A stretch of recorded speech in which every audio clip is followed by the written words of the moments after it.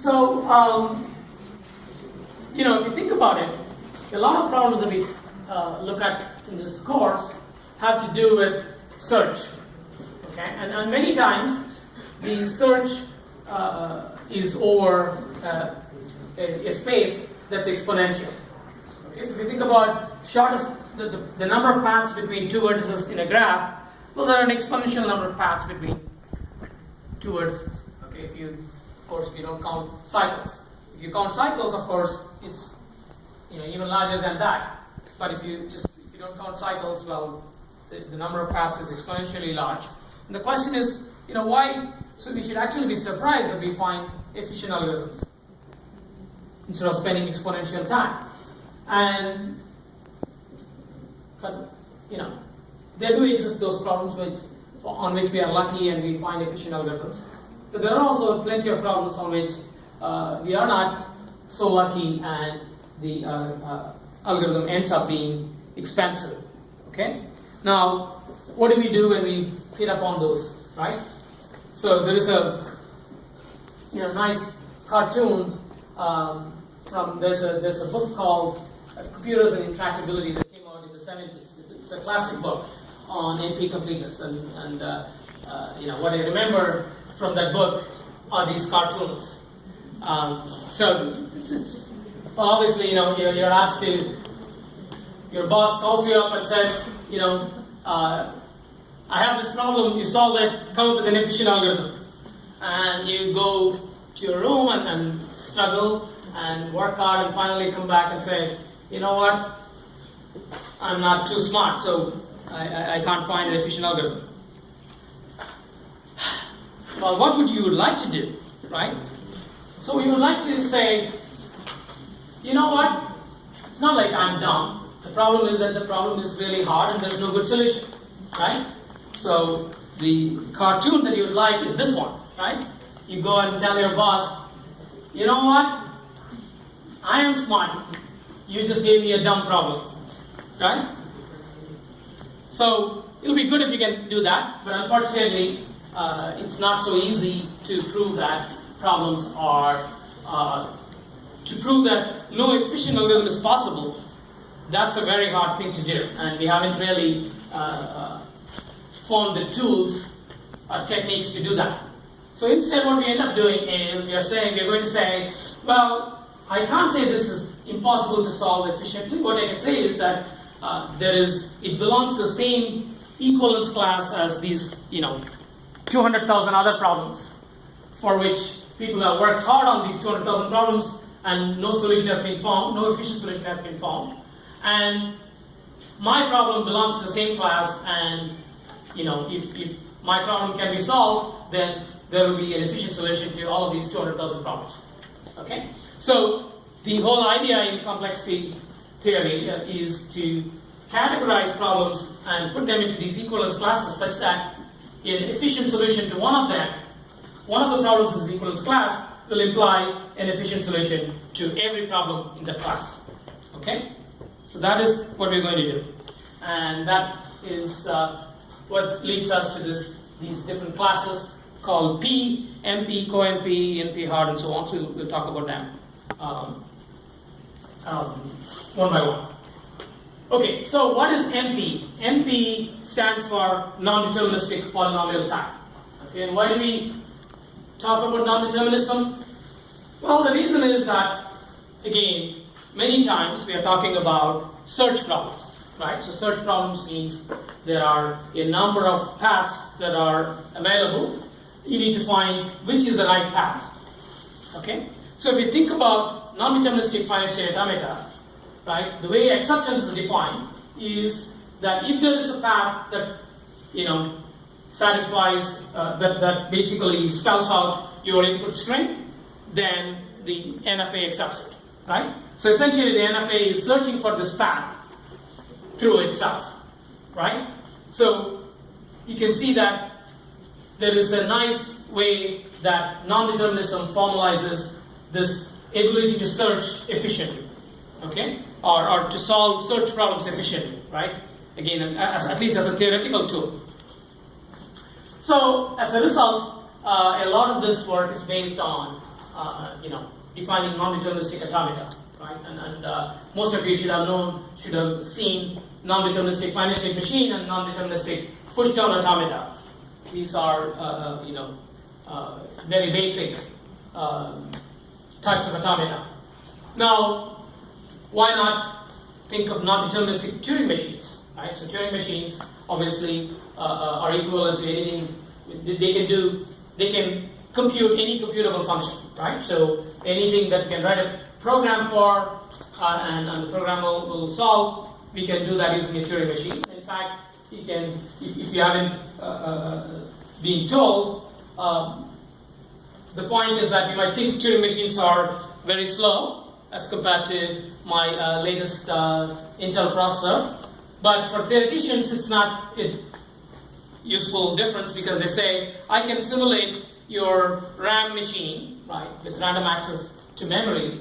This can be simulated in polynomial time using a Turing machine, and so they'll say they are all the same. Okay, so from a theoretical perspective, the complexity is roughly the same, and we can, while you may not agree with that, at least you will say that, okay, exponential is still very different from polynomial, and therefore, if somebody said Turing machine is equivalent, but in fact it takes exponential amount of time, well then you would have there would be reason to be more skeptical, but at least they are saying polynomial time. Okay, so we can go with that. So maybe what we can do is to do search problems, then we can define maybe a non-deterministic Turing machine, right? So what the non-deterministic Turing machine is going to do is a deterministic Turing machine, right? At each step has exactly one action, right? It has one move, and the move is defined deterministically. In a non-deterministic Turing machine, there are many moves it can make, and what the non-deterministic Turing machine does is it's going to make some sequence of moves that allows it to accept the input string. Okay, just like you have an NFA which figures out whatever move it has to make in order to accept the input string. A non-deterministic Turing machine does basically the same thing, except that a Turing machine has a tape and has memory and so on. So it's a more powerful automaton, but the idea of figuring out or guessing the next move is basically the same.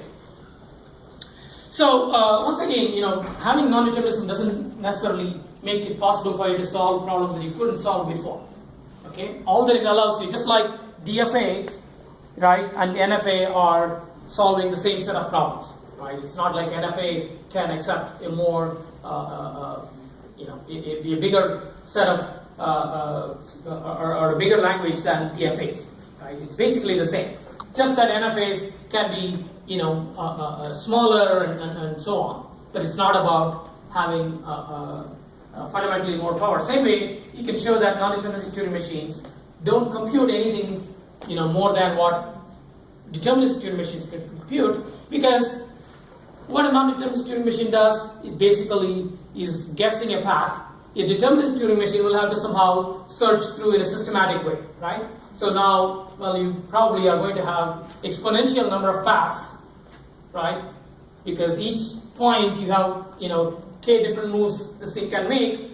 Well, obviously, in n steps, you have something like k to the power n possible paths. But if you are only interested in whether it's finite or not, well, you can systematically search through all the paths. And so the functions that a deterministic Turing machine can compute is exactly the same as the functions that a non-deterministic Turing machine can compute. The only difference is a non-deterministic Turing machine doesn't have to do the search. It can somehow magically figure out the right path and get there. Okay? So that is the essence of class NP. That somehow you guess and you guess the right path, and that's all you need to do. So basically you guess the solution and then you verify that the solution is correct. Okay? So if you think about the NFA, right, even though there is a guess involved, it is actually following a path. So by the time it reaches the final state, you know for sure that that string is accepted, right? So essentially there is a guess followed by a verification. The same thing we want here. We want to guess a solution and then we want to verify that it is an actual solution. Okay? So the class NP is exactly the class of problems for which a solution can be verified in polynomial time. Okay? So you guess a solution and then you verify it in polynomial time, then you say that that problem is an NP. Okay? So again, if you think about search problems, this makes a lot of sense because you don't know how to search. But if there is an oracle, right? If there is a magical oracle that tells you here is the solution, then you want to be able to verify that quickly. Okay? So the canonical example is what is called Boolean formula satisfiability. Given a Boolean formula in conjunctive normal form, okay, you are asked to find whether there is a way to assign true or false to the variables in this formula such that this formula becomes true. Okay, so it should be in conjunctive normal form, which means that it should be of the form right. So x and not y, or y and not z. Okay, so this is a conjunctive normal form where the outermost operations are all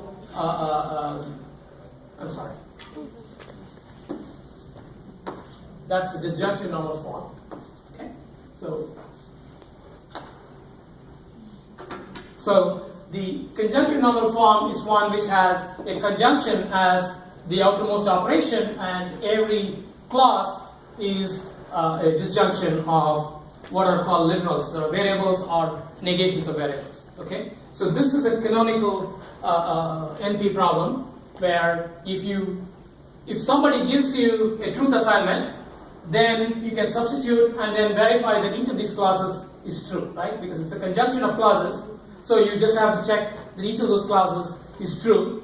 And if somebody gives you a truth assignment, it's very easy to check, right? It's a linear time check that this formula is satisfied. But if somebody just asks you, is this formula satisfiable, then you have to figure out what are these variable assignments, and that's not very easy, and that's why it's an NP problem. Okay, so let's stop here and we'll finish up.